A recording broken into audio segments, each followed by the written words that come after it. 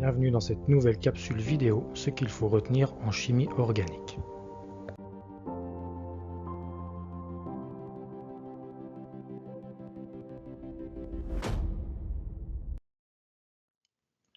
Salut les chimistes.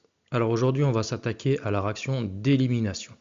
Donc c'est une réaction qui est un tout petit peu plus compliquée que la réaction de substitution nucléophile, mais tu vas voir qu'on va retrouver un certain nombre de points communs quand même entre ces éliminations et les substitutions nucléophiles qu'on a traitées précédemment. Donc on avait vu dans une précédente capsule vidéo un résumé très rapide des réactions d'élimination qui constitue à supprimer ou à éliminer en tout cas un groupe d'atomes d'une molécule pour obtenir les deux produits, le produit attendu et le groupe partant. Et le produit attendu, lui, généralement, va posséder une liaison double. Donc c'était comme ça qu'on avait résumé un petit peu les réactions d'élimination. On avait vu qu'elles étaient considérées comme l'inverse des réactions d'addition qu'on a vu ensemble, les additions électrophiles et nucléophiles, qui très souvent utilisent une liaison double pour aller chercher un groupement à l'extérieur. On additionne, c'est-à-dire on crée le lien entre les deux composés. Et ici, dans l'élimination, on va rompre ce lien pour revenir au composé de départ en quelque sorte. Et ces réactions d'élimination nécessitent d'être dans un milieu basique. Donc si on regarde un petit peu les éléments qui sont nécessaires pour faire ces éliminations, il va nous falloir dans un premier temps un groupe partant, comme pour la substitution nucléophile, c'est tout pareil. Donc le groupe partant qu'on nomme X bien généralement, ce qu'on appelle le nucléofuge, qui lui va partir avec les deux électrons de la liaison ici carbone X. Et ce groupe partant, bien entendu, c'est un groupe qui est électroattracteur, puisqu'il doit appauvrir le carbone ici. Si ce carbone-là n'était pas appauvri en électrons, la réaction d'élimination comme de substitution ne pourrait pas se faire. Ce qu'il est important d'avoir également pour les réactions d'élimination, ça c'est vraiment important à le retenir, c'est qu'il faut absolument avoir sur un carbone en position bêta par rapport au groupe partant. Donc tu as le carbone alpha, c'est celui qui porte le nucléofuge. Tu te déplaces d'un cran, tu tombes sur le carbone bêta. Et ce carbone bêta doit posséder au minimum un hydrogène qui doit participer à l'élimination. Donc cet hydrogène-là, il est devenu acide. Pourquoi? Parce que le groupe partant attire tous les électrons à lui. Donc c'est pour ça qu'on parle généralement de bêta-élimination, parce que l'hydrogène ici en position bêta va participer à cette réaction. Donc qu'est-ce qui va se passer en présence d'une base? La base va arracher l'hydrogène acide sur le carbone bêta.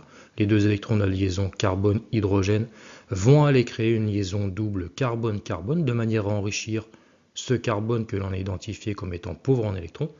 Et une fois que tu crées cette liaison double, tu fais partir le groupe partant par répulsion électronique. Et le groupe partant s'en va bien entendu avec les deux électrons, comme on l'avait vu sur les substitutions nucléophiles. Et le résultat de l'opération, c'est l'élimination ou la bêta-élimination si on veut être précis. Formation d'une liaison double, alors carbone-carbone dans cet exemple-là, mais ça peut être une carbone-oxygène ou une carbone-azote. Et on a bien libéré ici, la base, elle a récupéré ce proton-là et j'ai fait partir le groupe partant. Donc au final, on a bien fait une élimination. J'ai éliminé HX de ma molécule, les deux que j'avais notés en vert ici, et j'ai créé une liaison double. Donc ça, c'est le résultat très général d'une réaction d'élimination. Et si tu fais le sens inverse, c'est-à-dire maintenant je mélange cette liaison double, cet alcène, avec HX, j'ai fait la réaction d'addition, je crée le lien entre les deux. Donc ce sont bien deux réactions qui peuvent être considérées comme étant l'inverse l'une de l'autre. Addition, je crée le lien, élimination, je romps le lien. Alors si on regarde maintenant avec un exemple un tout petit peu plus précis, on va prendre l'exemple d'une déshydratation d'un alcool, c'est-à-dire c'est une élimination de H2O. Comme il y a de l'eau, on parle de déshydratation, mais ça reste une réaction d'élimination. Et on va appliquer ça à l'obtention d'un principe actif qui est utilisé dans le traitement de certains cancers. Donc, admettons, ta molécule de départ, c'est celle-ci. Comme d'habitude, on l'a déjà vu plusieurs fois, comment est-ce que ça réagit? Je cherche un riche, je cherche un pauvre, donc un nucléophile, un électrophile. Pour l'électrophile, c'est plutôt simple, tu as H+, qui traîne ici, c'est le proton, des électrons, il en a 0, donc on peut difficilement faire plus pauvre que lui. Tu as déjà identifié l'électrophile. Maintenant, je dois identifier un site riche en électrons ici, c'est-à-dire un nucléophile, à savoir un atome qui est capable de partager des électrons. Donc c'est un atome qui va présenter des doublés non liants, ou bien des liaisons doubles. Dans notre cas, nous, on a 3 oxygènes avec des doublés non liants, donc lequel choisir, lequel en tout cas va partager en priorité ces électrons pour aller chercher H+. Le raisonnement il est plutôt simple. dans notre cas particulier ici, les deux oxygènes qui sont de chaque côté, ce sont des éthers ici, des oxygènes d'éther. Tu vois qu'ils sont dans la position dans laquelle ils vont pouvoir faire de la mésomérie. Ils sont mésomères donneurs dans cette position particulière, parce que chacun des oxygènes est séparé par une liaison simple, d'une liaison double ici dans le cycle de ce côté-là, et puis une liaison simple, une liaison double. Donc ils deviennent tous les deux mésomères donneurs. Et le raisonnement l'a déjà vu ensemble. Si l'oxygène est donneur mésomère, eh bien ces électrons sont déjà partagés ici à travers le cycle. S'ils sont déjà occupés à faire autre chose, eh bien ils ne sont pas disponibles pour aller réagir à l'extérieur et ils n'ont pas envie d'aller chercher le H+. Donc dans notre cas, nous, le seul oxygène qui reste, le seul atome restant sur cette molécule-là capable de partager des électrons, c'est l'oxygène de cet alcool ici, parce que lui, tu peux regarder, il n'y a pas de mésomérie possible. Les deux doublés non liants sont fixés sur l'oxygène et ils ne peuvent pas se déplacer. Okay, donc ça va être lui le plus nucléophile, c'est donc lui qui va aller chercher H+. Et la réaction, elle est simple, on l'a déjà vu. Le nucléophile partage des électrons avec l'électrophile. Je fais le lien entre les deux. Okay, un doublet va chercher le H+, de manière à créer cette liaison OH. Okay, et en faisant cette liaison OH, eh bien, j'ai créé mon groupe partant. D'accord, c'est l'équivalent d'un halogène, par exemple un brome ou un iode. Ici, c'est la molécule d'eau, c'est un très bon groupe partant, parce que l'oxygène très électroattracteur fragilise très fortement cette liaison oxygène-carbone. L'étape suivante ensuite, pour la réaction de bêta-élimination, on l'a vu, il était important d'avoir sur le carbone en position bêta, donc le carbone porteur du groupe partant en alpha, et en bêta, il faut que j'ai au moins un hydrogène, parce que cet hydrogène-là va participer à l'élimination. Si j'ai pas d'hydrogène, je ne peux pas éliminer. Pourquoi il participe à l'élimination? Parce que le groupe partant, par effet inductif attracteur, tu te rappelles que les effets inductifs se propagent à travers les liaisons, eh bien l'effet attracteur de cet oxygène-là va se faire ressentir jusqu'à l'hydrogène ici. Et cet hydrogène-là est appauvri en électrons, il devient chargé de delta+, il devient acide, et à ce moment-là, une base peut venir l'arracher. Okay, donc ça, ce sont des choses qu'on avait vues déjà ensemble. Néanmoins, sur notre exemple à nous, il se trouve que des positions des carbones en position bêta, tu en as deux. En tout cas, il y en a deux qui possèdent au moins un hydrogène, donc le rouge et puis le bleu. Ça veut dire que là, j'ai deux possibilités de faire évoluer la réaction. Et la réaction, on va avoir les deux possibilités. Donc pour choisir, eh bien, on va faire les deux propositions. On va obtenir deux composés différents. On va regarder lequel va être majoritaire.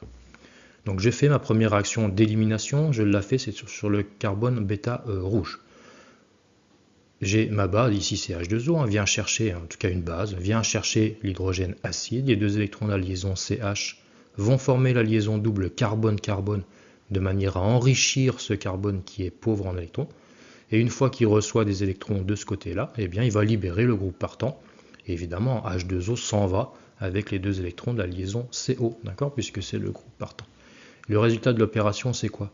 J'ai créé une liaison double ici, au centre, entre ces deux carbones ici, entre l'alpha et le bêta, donc c'est cette liaison double ici. Donc j'ai bien fait une réaction d'élimination, j'ai généré la liaison double carbone-carbone, et j'ai libéré H2O de ma molécule, donc le OH que j'avais ici initialement, et puis l'hydrogène que j'ai utilisé en bêta. Donc ça c'est la première possibilité d'évolution. L'autre possibilité, ça va être de faire exactement selon le même mécanisme réactionnel, arracher l'hydrogène sur le bêta que j'ai noté en bleu ici, en position de bêta, et puis j'obtiens la même chose, les deux électrons ici vont former la liaison double carbone-carbone, et ensuite ce carbone va libérer le groupe partant, comme je l'ai fait précédemment. Okay, donc deuxième possibilité d'évolution, une deuxième bêta-élimination, cette fois-ci sur le carbone bêta bleu. Et j'obtiens ma double liaison à ce niveau-là. Okay, donc là j'ai deux composés qui sont vraiment différents, c'est ce qu'on appelle des régioisomères. Pourquoi? Parce que la réaction d'élimination s'est faite sur deux régions différentes de la molécule, donc régio-isomère. Et isomère parce que la molécule est constituée exactement des mêmes atomes et du même nombre d'atomes. Donc maintenant, comme j'ai deux composés différents, il y en a un qui va être majoritaire par rapport à l'autre, et ça va suivre ce qu'on appelle la règle de Zaïtsev. Et Zaïtsev, qu'est-ce qu'il nous dit? Il nous dit que lorsqu'on fait une élimination, on va s'arranger pour former l'alcène le plus stable, donc double liaison carbone-carbone la plus stable. Et la plus stable, c'est celle qui est la plus riche en électrons, c'est-à-dire celle qui est la plus substituée. Okay, donc la plus enrichie en électrons, par effet inductif ou par effet mésomère. Donc on va comparer les deux, et on saura si lequel va être majoritaire. Donc si on regarde l'alcène de gauche, on voit que la liaison double carbone-carbone Elle est enrichie par des effets inductifs, les 3 effets inductifs que j'ai indiqués en rouge ici. Donc inductif donneur de la part des carbones voisins. Et on a également un effet mésomère donneur. Ce cycle ici, tu vois que la liaison double ici, elle est conjuguée au cycle ici, en tout cas cette liaison double qui est là, parce qu'ils sont séparés par une seule liaison simple. Donc ce cycle-là va jouer le rôle d'effet mésomère donneur pour enrichir la double liaison. Maintenant, je compare à son voisin que j'ai dessiné à droite. Ici, tu as 4 effets inductifs donneurs. J'ai bien 4 groupements carbonés qui entourent la double liaison carbone-carbone, donc c'est déjà supérieur aux 3 qu'on avait identifiés à gauche. Et en plus, j'ai 2 effets mésomères donneurs. Ce cycle-là qui est conjugué avec la liaison double, et ce cycle-là conjugué avec la liaison double. Et les effets mésomères sont extrêmement stabilisants pour un alcène. Donc ce composé-là est très largement plus stable que le composé-là, beaucoup plus riche en électrons ici que sur la double liaison que j'ai ici. Donc ce composé sera le composé majoritaire et il respecte la règle de Zaitsev. Donc si tu as 2 ou 3 choix pour faire l'alcène quand tu fais l'élimination, eh bien tu travailleras toujours sur le composé qui est le plus riche en électrons, c'est-à-dire la double liaison la plus substituée. Donc ça c'est une règle importante à retenir si jamais il y a plusieurs possibilités qui s'offrent à toi. En conclusion, parce que là on a terminé finalement, donc mon composé de départ qui était le suivant, j'ai fait ma réaction en milieu acide de manière à former le groupe partant, la molécule d'eau, que j'ai réussi à éliminer en utilisant l'hydrogène en position bêta pour faire l'alcène ici au centre, c'est ce qui respectait la régiosélectivité de Zaitsev, c'est-à-dire formation de la liaison double la plus stable, et j'ai bien éliminé une molécule d'eau tout en formant ma double liaison. Donc ça correspond bien à la définition de l'élimination, ou plus précisément de la bêta-élimination qu'on a vu au début de cette capsule vidéo. Et il reste une dernière étape pour obtenir le principe actif attendu, c'est simplement de supprimer les groupements méthyl sur les fonctions éther ici pour obtenir la molécule attendue. Okay. Donc voilà un petit bilan simple sur une réaction classique d'élimination. Et je te présente ici rapidement, c'est pas à savoir, bien entendu, un certain nombre d'exemples, j'ai mis n'importe quoi en réalité, un certain nombre d'exemples d'élimination, avec ici ton substrat porteur d'un groupe partant, le nucléofuge, ici j'ai mis systématiquement des halogènes, de l'iode ou du brome, donc qui vont appauvrir la structure, en tout cas le carbone voisin en électrons, et j'ai systématiquement sur le carbone en bêta, donc le carbone alpha étant celui directement lié au groupe partant, en bêta, j'ai systématiquement la présence d'au moins un hydrogène qui va me permettre de faire l'élimination en utilisant une base, X ou Y, peu importe. Ici, j'ai mis un alcoolate ou bien l'anion hydroxyle. Et je vais faire, donc les produits de l'élimination, c'est bien la formation d'une liaison double carbone-carbone dans cet exemple-là. Mais comme j'ai dit précédemment, ça peut être également carbone-oxygène ou carbone-azote. Et j'ai bien éliminé de ma molécule à chaque fois un atome d'hydrogène, celui en position bêta, et mon groupe partant, donc ici l'iode, le brome et le brome. Donc on verra dans les capsules suivantes, comme on l'a fait sur les substitutions nucléophiles, on regardera plus précisément les deux mécanismes qui existent, ordre 1 et ordre 2, avec les différents aspects stéréochimiques associés. D'accord. Donc lorsque tu élimines, tu n'oublies pas, c'est vraiment faire sortir et éliminer un certain nombre d'atomes de ta molécule, avec en parallèle la création d'une liaison double. Voilà, je te remercie de m'avoir suivi et je te dis à bientôt pour une prochaine vidéo.